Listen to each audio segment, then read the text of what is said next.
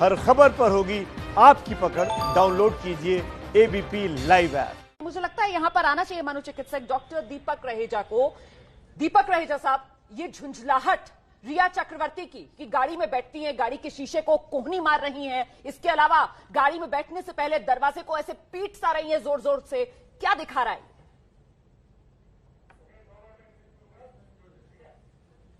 ख्याल से वो जाहिर सी बात है कि बहुत ही गहरे मानसिक दबाव में तो होंगी, बहुत स्वाभाविक बात है। वो बुरा न माने, शायद जिस तरह की इनकी परिस्थिति रही है पिछले कुछ हफ्तों में, तो एक थोड़ी सी झुंझलाहट, परेशानी भी स्वाभाविक है। मुझे नहीं लगता है, मैं देख रहा हूँ कि वो बहुत ही नाजायज तरीके से दरवाजे को खड़ा रही हैं। वो बाहर निकली हैं, रिपोर्टर उन्हें चेस कर रहे हैं, लोग उन्हें चेस कर रहे हैं, और ये एक सामान्य स्थिति नहीं है जहाँ पे वो सीबीआई में जा रही हैं पूछताछ के लिए। तो मेरे ख्याल से इतना बेनिफिट ऑफ डाउट उन्हें दे दीजिए कि इसको बहुत नाजायज ना माने कि वो बहुत जोर से खड़का रही हैं या ऐसे कोई संकेत मिलते हैं। वो दबाव में जाहिर बात है। वैलिड। मुझे लगता है कि हम दोनों यहाँ पर महिलाएं इस वक्त हैं और इस बात को समझ सकते हैं कि लगातार आपको कोई चेस कर रहा है, आपको अब सीबीआई के सामने जाना है, रिपोर्टर्स आपसे बातचीत करना चाहते हैं। अच्छा, कल जो जिस तरीके से मीडिया में वो बातचीत कर रही थी, एक एक चीज से वो अवेयर है, वो जानती है कि उनकी विच हंटिंग हो रही है। वो ये आरोप लगा रही हैं कि उनको पहले से मर्डरर घोषित कर दिया गया है। वो ये तक कह रही हैं कि उन्होंने कई मर्तबा सोचा है कि वो सुसाइड कमिट कर ले। सो अंडरस्टैंडेबल। लेकिन वो महिला जो कल एक इंटरव्यू में बहुत सधे हुए अंदाज में दिखाई दे रही थी, I am just trying to understand doctor Raheja, वो महिला जो कल तक बहुत एकदम ऐसे काम कंपोज मैनर में दिखाई दे रही थी, आज अचानक क्यों इतना झुंझला जाएगी? रीजन देखिए, इसमें ये जो पूरी प्रतिक्रिया हो रही है पिछले कुछ हफ्ते में, इसमें हम मीडिया को गुनहगार भी बना सकते हैं कि मीडिया ने मीडिया ट्रायल करी और सारे गवाहों से बातचीत करी। यहाँ मीडिया को एक क्रेडिट भी देना बहुत जरूरी है कि मुमकिन है कि अगर मीडिया का दबाव नहीं होता तो शायद इस तेजी से, इस तीव्रता से कहीं अंजाम तक पहुंचता हुआ नजर आता। अब इसमें बहुत एक अहम बात जरूर बताऊंगा कि यहाँ पे जो रिया चक्रवर्ती का फैसला था कल मीडिया के सामने आके बात करने का, मुझे लगता है कि इसमें उनको कानूनी सलाह भी रही होगी। लेकिन एक मनोचिकित्सक होने के नाते मैं ये समझता हूँ कि बहुत सही फैसला नहीं था।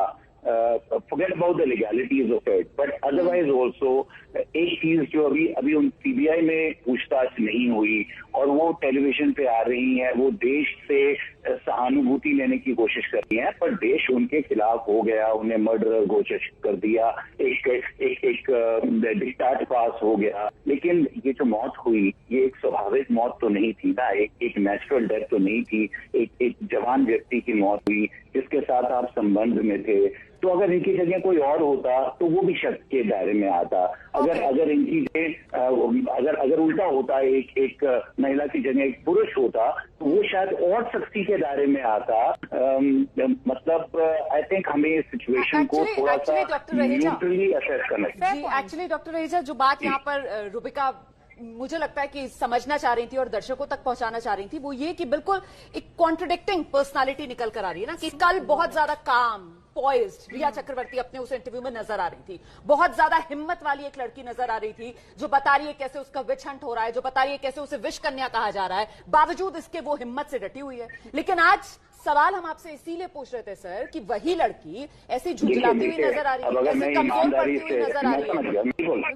जी, मैंने समझ गया, मैंने घुमा के उसका जवाब देने की कोशिश की। लेकिन अगर बिल्कुल स्पष्ट रूप से आप जवाब सुनना चाहती हैं तो मुझे ऐसा लगता है कि कल की जो इंटरव्यू थी वो एक खास एजेंडा के तहत थी।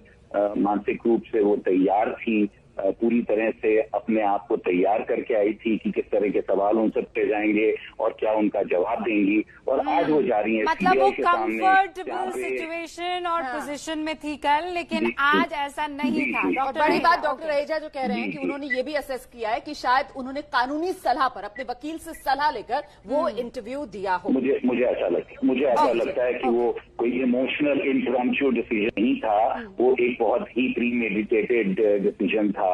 और ठीक है, अगर डॉक्टर रहेजा, मुझे कुछ और सवाल आपसे पूछने हैं, लेकिन हम आपसे बातचीत करें, क्योंकि कल इंटरव्यू में बहुत सारी जो बातें कही हैं उसमें कॉन्ट्रडिक्शन है, उसमें दूसरे और एंगल्स आ रहे हैं, और हम चाहते हैं कि उस पर आपसे बातचीत करें, क्योंकि बहुत सारी बातें उसने सुशांत सिंह को लेकर कही है, खुद को लेकर कही है, उसके आसपास के लोगों को लेकर कही है, तो उसको तो आप ही एनालाइज कर सकते हैं एक मनोवैज्ञानिक और चिकित्सक होने के नाते। लेकिन जितेंद्र हमारे साथ है, और इस बीच बहुत से ऐसे सवाल भी हैं रोमाना जो उठ खड़े हो रहे हैं दवाइयों को लेकर। पिता ने अगर मैसेज किया तो उस मैसेज का जवाब रिया ने क्यों नहीं दिया, वो अभी तक नहीं आया। बिल्कुल, लेकिन एक सवाल मुझे लगता है जो डॉक्टर रहेजा से हमें पूछ लेना चाहिए, वो ये कि डॉक्टर रहेजा, रिया चक्रवर्ती जो कह रही थी कि सुशांत जो है वो क्लॉस्ट्रोफोबिक थे, उनको डर लगता था बंद जगहों में। क्लॉस्ट्रोफोबिया मतलब आपको बंद कमरे के अंदर, बंद जगह के अंदर घुटन हो।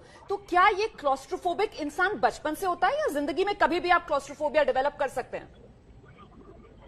कि आपको कभी भी इस तरह का फोबिया आ सकता है। कोई अहम घटना आपके जब स्मृति पटल पर, आपके सबकॉन्शियस पर अंकित हो जाती है, तो उसके एक्सप्रेशन आपको परेशानी लाने लगते हैं, और फिर वो कब अंदर लिप्त होके आपको क्लॉस्ट्रोफोबिया या किसी और तरह का भय आपके अंदर उजागर कर सकती है, ये किसी भी स्टेज पे मुमकिन हो सकता है।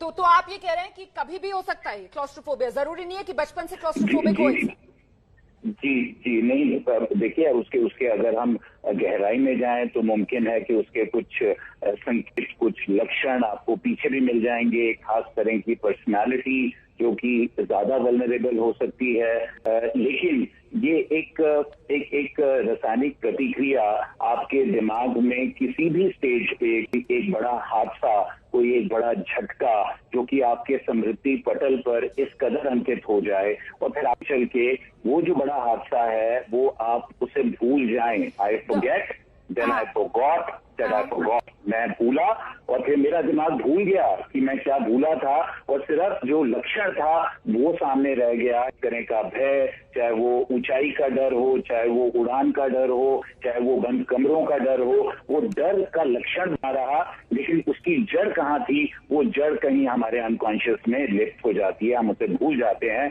तो और दवाओं के जरिए, थेरेपी के जरिए उसी डर को, उसका जो अंकित जड़ है। हाँ, आपने दवा का जिक्र किया और इसीलिए मैं आपको बीच में इंटरप्ट करना चाह रही हूँ।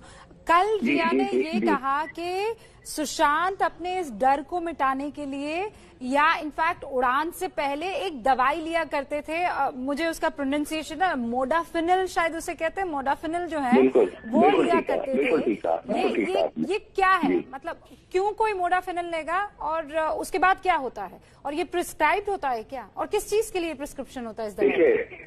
मोडाफिनिल एक खास दवा है जिसकी मेडिकल ट्रीटमेंट में बहुत लिमिटेड इंडिकेशन है। खास तौर पे उसको एक बीमारी जिसको नार्कोलेप्सी कहा जाता है, उसके इलाज के लिए इस्तेमाल किया जाता है। जो व्यक्ति अपनी अराउजल की स्थिति को मेंटेन नहीं कर पाते, जिनको नींद आती रहती है, और क्लिनिकली हम उन्हें देखते हैं कि एक नार्कोलेप्सी का या डे टाइम स्लीपीनेस का स्वरूप है, उनको ये दवा प्रिस्क्राइब की जाती है, क्योंकि ये थोड़ा सा आपको स्टिमुलेट करती है, एक स्टिमुलेंट दवा है। तो अक्सर कई बार इसका अब्यूज के भी आंकड़े, कुछ किस्से सामने आए हैं जहां पे एक साइकिल के चलते व्यक्ति कभी डाउनर ले रहा है, जहां पे वो ऐसी दवा ले रहा है, ऐसा नशा कर रहा है जो उसको गफलत की स्थिति में ले जाता है। वहीं सुबह उठ के जब रोजमर्रा की जिंदगी के चैलेंज से उसे जूझना होता है तो वो इस तरह का दवाओं का सेवन कर सकते हैं। ये जो इसका दुरुपयोग है या इसका अब्यूज है, ये कोइंसिडेंटल है और ये काफी लोग करते हैं। और डॉक्टर रहेजा, आप ये कह रहे हैं कि ये जो उड़ान से डर वाला मसला था, उसके लिए ये दवाई नहीं होती थी, इसका इस दवाई का अब्यूज भी हो सकता है। देखिए, पर इससे ये भी कोई डेरिवेटिव निकाल लेना कि वो नशे आदी थे या वो अब्यूज कर रहे थे, क्योंकि मुझे एग्जैक्ट नहीं मालूम, लेकिन ऐसा सुनने में आया है कि उन्होंने साइकियाट्रिस्ट को कंसल्ट किया था। तो ये एक आम दवा है जो अक्सर साइकियाट्रिस्ट भी प्रिस्क्राइब कर देते हैं। तो इससे कोई भी डेरिवेटिव हम नहीं निकाल सकते कि वो नशे के आदी थे। और एक व्यक्ति अगर कोई दवा ले रहा है और उससे अमूमन अगर पूछा जाए उसका स्पाउस या स्पाउस तो नहीं, क्योंकि जब आपकी शादी हो जाती है तो आप बहुत नजदीक हो जाते हैं, तो अगर आप गर्लफ्रेंड हैं तो आप पूछें तो उस बात को कोइंसिडेंटली एक जेनरिक सा रिमार्क देके टालने की कोशिश की जा सकती है कि मैं फ्लाइट में हूं और मुझे घबराहट हो जाती है और मैं ले रहा हूं, लेकिन ये उस घबराहट की क्लॉस्ट्रोफोबिया की दवा बिल्कुल नहीं है।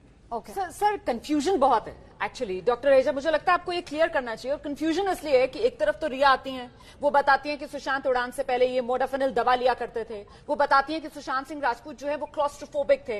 लेकिन वहीं रुबिका, हमने देखा किस तरीके से सोशल मीडिया पर डॉक्टर रहेजा तस्वीरें हैं सुशांत सिंह राजपूत की, उन तस्वीरों में वो कभी जो सिमुलेटर्स हैं वो उड़ाते हुए नजर आ रहे हैं उसके जरिए प्लेन। इसके अलावा नासा में वो नजर आते हैं हम लोगों को, इस तरीके की सोशल मीडिया पर तस्वीरें हैं और वो एडवेंचर करते हुए नजर आ रहे हैं। जिस तरीके से आपने कहा कि ऊंचाई से डर, पानी से डर, समंदर से डर, लेकिन वो तो सारे एडवेंचर स्पोर्ट्स में और बड़े मजे से उसमें शिरकत करते हुए नजर आ रहे हैं। तो फिर इस विरोधाभास को, इस कंफ्यूजन को कैसे क्लियर करें? इस विरोधाभास से मैं अवगत हूं, मैंने इसको देखा और यहाँ पे एक निश्चित रूप से कॉन्ट्रडिक्शन नजर आ रही है। अगर ये हादसे हुए और ये मुद्दे हम उखाड़ रहे हैं कि उन्होंने प्लेन में बैठते हुए मोडाफिनिल ली या वो कोई और नशा करते थे या नहीं करते थे, मुझे ऐसा लगता है कि रिया चक्रवर्ती को ये सारी बातें सीबीआई को या पुलिस को बतानी चाहिए थी। ये सोचते कि एक मृत व्यक्ति जो अपने आप को डिफेंड करने के लिए आज हमारे बीच में नहीं है। डॉक्टर रहेजा, मैं उस शख्स की बात नहीं कर रही हूँ, मतलब सुशांत सिंह राजपूत को एक सेकंड के लिए आप भूल जाइए। मैं ये कह रही हूँ कि हम दोनों यहाँ पर हैं। रोमाना को मैं ये कहती हूँ कि मैं क्लस्ट्रोफोबिक हूँ, लेकिन मैं उड़ते हुए बहुत आनंद महसूस करती हूँ। मैं रोमाना को ये कहती हूँ कि फ्लाइट से पहले मैं दवाई ले रही हूँ क्योंकि मुझे उड़ान से डर लगता है, मतलब बकौल रिया, लेकिन मैं पैराशूट उड़ाना पसंद करती हूँ, मुझे बड़े मजे आते हैं कॉकपिट में बैठने में। ये कैसे संभव है? आप मुझे ये समझाइए, या तो फिर रिया झूठ बोल रही है। ये बिल्कुल, इसके अंदर जो विरोधाभास है वो बिल्कुल स्पष्ट रूप से नजर आ रहा है। जिस तरह के मैंने भी वो वीडियोस देखे जिनका आप एग्जाम्पल दे रही हैं, और ऐसा व्यक्ति जिसे क्लॉस्ट्रोफोबिया हो या फ्लाइट में बैठने का डर हो, वो इस कदर इस ईज के साथ सिमुलेटर्स में उड़ान पे हाई स्काई डाइविंग करते हुए, डीप सी डाइविंग करते हुए यूजुअली घबराएगा, वो नहीं करेगा। तो ये नजर आता है। बट फिर मैं एक बात जरूर कहना चाहूंगा, दिस इन नो वे एस्टैब्लिशेज कि उन्होंने मोडाफिनिल दवा उस वक्त ली या नहीं ली। नहीं, बिल्कुल, ये तो एस्टैब्लिश कतई नहीं करता। सिर्फ और सिर्फ जो बयान रिया चक्रवर्ती का आया अभी, उसके आधार पर हम आपसे ये सवाल पूछ रहे थे और समझना चाह रहे थे दरअसल साइकोलॉजी है क्या, क्योंकि कंफ्यूजन यहाँ पर बहुत ज्यादा है।